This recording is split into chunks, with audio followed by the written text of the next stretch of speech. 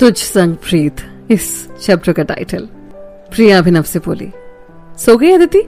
अभिनव, हाँ माँ, अभी रोते रोते सो गई है। इसका ध्यान रख बेटा। अभिनव बस हाँ में सिर हिला देता है। उधर वीर के घर पर वीर के भी आंसू रुकने का नाम नहीं ले रहे थे। श्रुति बोले, क्या वीर आप भी ना? नहीं है हमारी परी ज्यादा दूर हमसे। वीर कुछ नहीं बोलता है। वीर आप ऐसे रोएंगे ना तो हम भी रो पड़ेंगे। और श्रुति वीर के पास बैठ जाती है। आखिरकार श्रुति का भी सब्र टूट जाता है और उसकी आंखों से भी आंसू बहने लगते हैं। दोनों काफी देर तक रोते रहते हैं और रोते रोते ही आदित्य के बचपन के पलों को याद करते रहते हैं। कुछ देर बाद आदित्य आता है। आप दोनों रो रहे हैं, चलिए जल्दी उठिए और फ्रेश हो जाइए।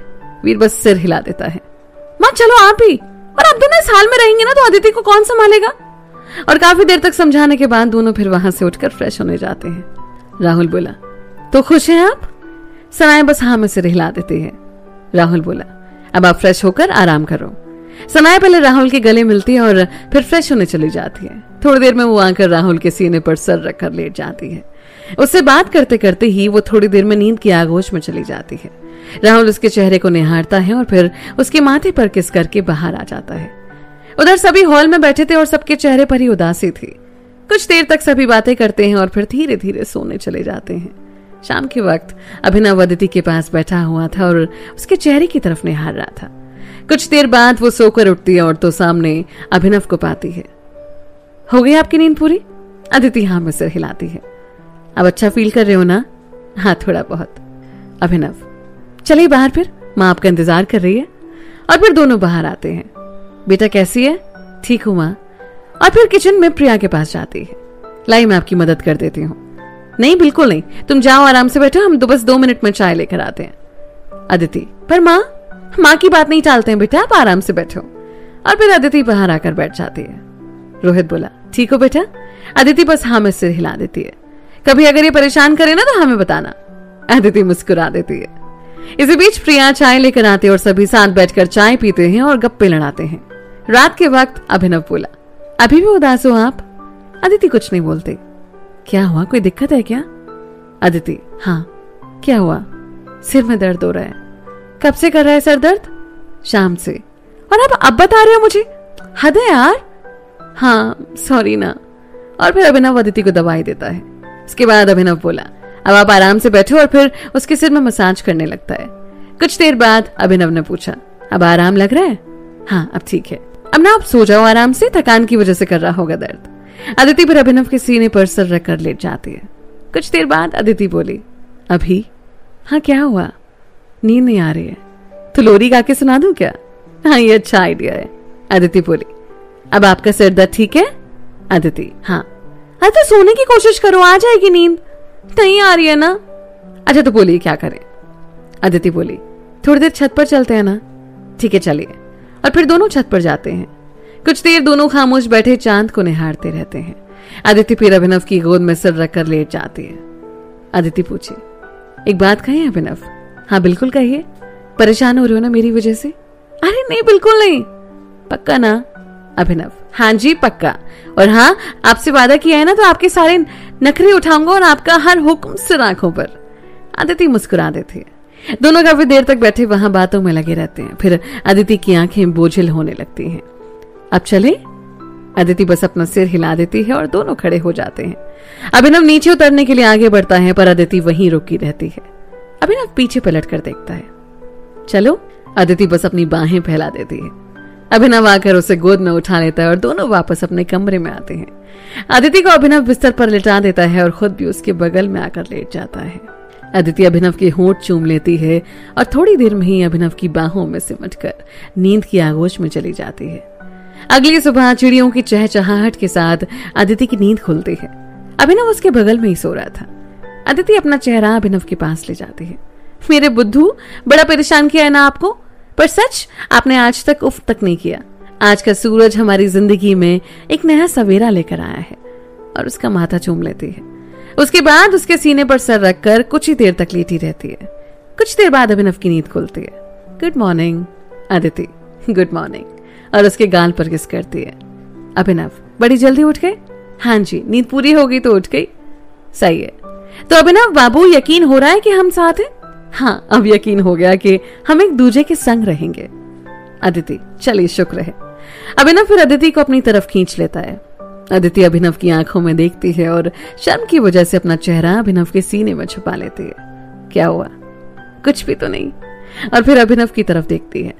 अभिनव उसके होठों की तरफ बढ़ता है और उसके होंठ चूम लेता है। दोनों कुछ देर तक इसी तरह लेटे रहते हैं और फिर अलग होते हैं। तो चले? अभिनव, कहाँ जाओगे? चाय पीते हैं ना? अभिनव, चलिए। और फिर दोनों नीचे आते हैं। अदिति किचन की तरफ बढ़ने लगती है। अभिनव बोला, अरे रुक जाइए, क्या हुआ? आप रहने तो मैं ही बनाता हूँ आज की चाय। पर मैं बना लेती हूँ ना। नहीं, बिल्कुल नहीं।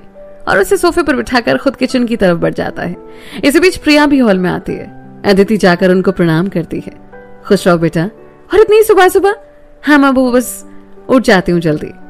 अच्छा, और ये कैसे इतनी सुबह? अदिति कुछ नहीं बोलती है। इतने में अभिनव 3 कप में चाय डालकर ले आता है और तीनों साथ बैठकर चाय पीते हैं। बेटा, अब नहा धोकर आज के दिन की शुरुआत पूजा से करना। अदिति, जी माँ। और फिर चाय पीकर अदिति और अभिनव अपने कमरे की तरफ बढ़ जाते हैं। अदिति अपने कपड़े लेकर नहाने चली जाती है और थोड़ी देर में बाहर आती है। नीचे जाकर वो पूजा करती है और फिर तुलसी में जल चढ़ाकर अपने शादीशुदा जीवन की शुरुआत करती है। वहीं सनाया भी जल्दी उठकर जाती है और फ्रेश होकर सबसे पहले पूजा करती है और फिर सभी बड़ों का आशीर्वाद लेती है।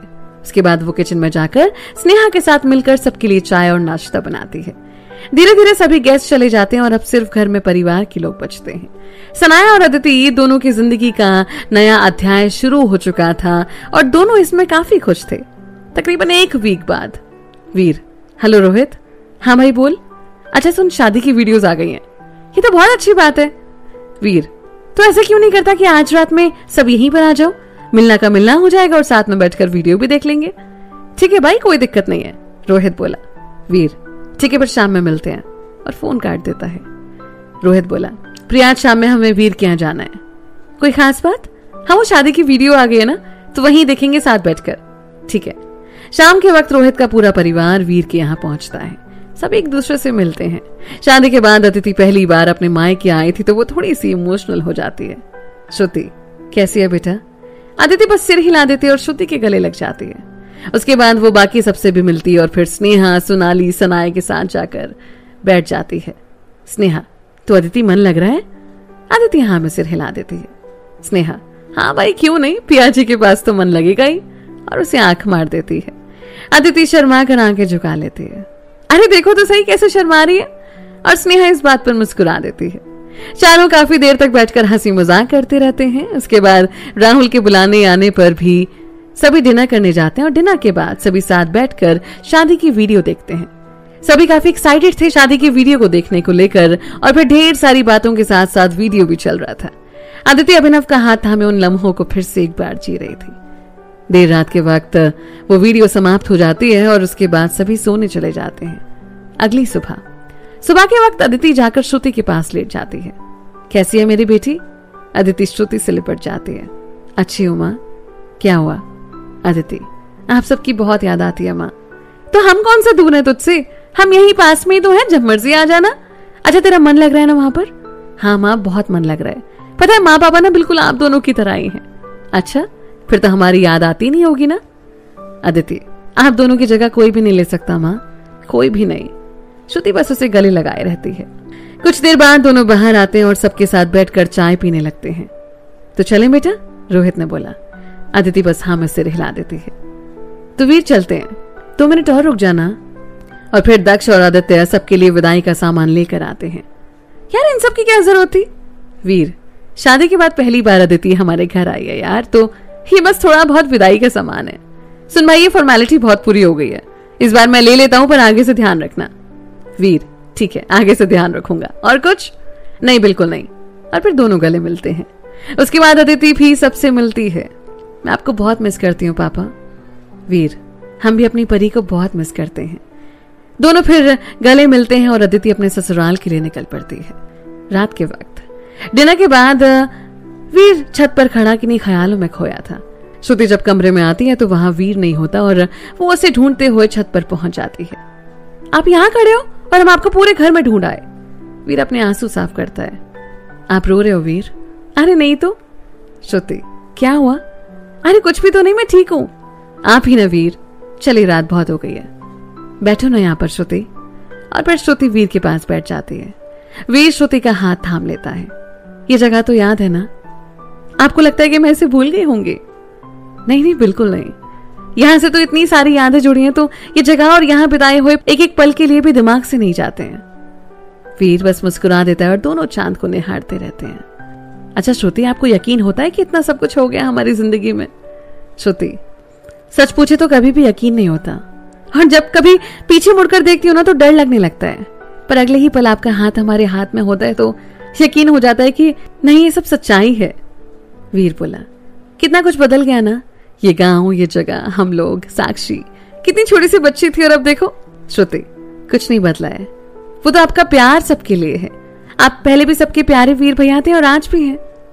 वीर, नहीं यार, कुछ गलतियां भी हुई हैं। आज भी दिल में एक कचोट है कि कभी राजीव फिर अपने माँ पापा को नहीं अपना पाया। श्रुति, आपने अपनी तरफ से हर कोशिश की, पर शायद किस्मत को कुछ और ही मंजूर है वीर, तो आप खुद को दोष मत दो। वीर, क्या पता। अच्छा वीर, एक बात कहें हम आपसे? जी कहिए। पहले प्रॉमिस करो कि आप गुस्सा नहीं होगे और पूरी बात सुनोगे। हाँ कहिए, हम बिल्कुल भी गुस्सा नहीं होंगे।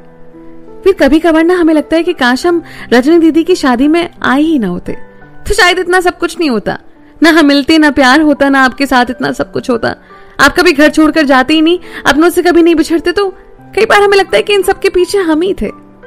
वीर, बोलिए आप। श्रुति, हाँ श्रुति, आपसे पहले भी कहा है और आज फिर एक बार कह रहा हूं, आपकी वजह से कुछ नहीं हुआ है, तो कभी भी आप खुद को दोष मत देना। पता है, अगर आप ना होते मेरी जिंदगी में तो यकीन मानिए ये वीर प्रताप सिंह यहाँ होता ही नहीं। इसकी कहानी तो कब की खत्म हो चुकी होती। आप थे जिसने संभाल लिया, वरना हम अब तक तो एक भूली हुई कहानी बन गए होते। नहीं वीर, अच्छा हम आपको एक बात बताते हैं जो आज तक कोई नहीं जानता। श्रुति बड़े ध्यान से वीर की बातें सुन रही थी। आपको बाबा साहब याद है? श्रुति हाँ में सिर हिला देती है। पता है, हम ना बिल्कुल अकेले पड़ गए थे और परेशान हो गए थे। हम तो बस इस इंतजार में थे कि रजनी दीदी की शादी हो जाए और उसके बाद हम सब कुछ छोड़कर अपनी जिंदगी बाबा साहब के साथ बिताएंगे। पर जिस पल आपको देखा ना, उसी पल हमने अपना इरादा बदल दिया। उसके बाद कभी हमारे मन में ख्याल आया ही नहीं कि ऐसा कुछ करेंगे। तो आप नहीं होते तो हम बाबा साहब के साथ होते और अब तक मिट्टी में मिल चुके होते। श्रुति बस वीर का हाथ मजबूती से थाम लेती है। हमारे साथ रहकर आप परेशान तो नहीं हो गए ना? श्रुति, नहीं वीर, पता है हर पल जब हम उठते हैं ना तो भगवान से एक ही बात कहते हैं कि अगर पुनर्जन्म का कॉन्सेप्ट है तो जीवन में हम हर जन्म आपके साथ ही बिताएं। वीर, ये तो बहुत बड़ी बात कह दी आपने, और मुस्कुराने लगता है। पता है श्रुति, रजनी दीदी कहती थी कि आप ना बिल्कुल मेरी माँ की तरह हो, उतनी ही प्यारी, उतनी ही दिल की अच्छी।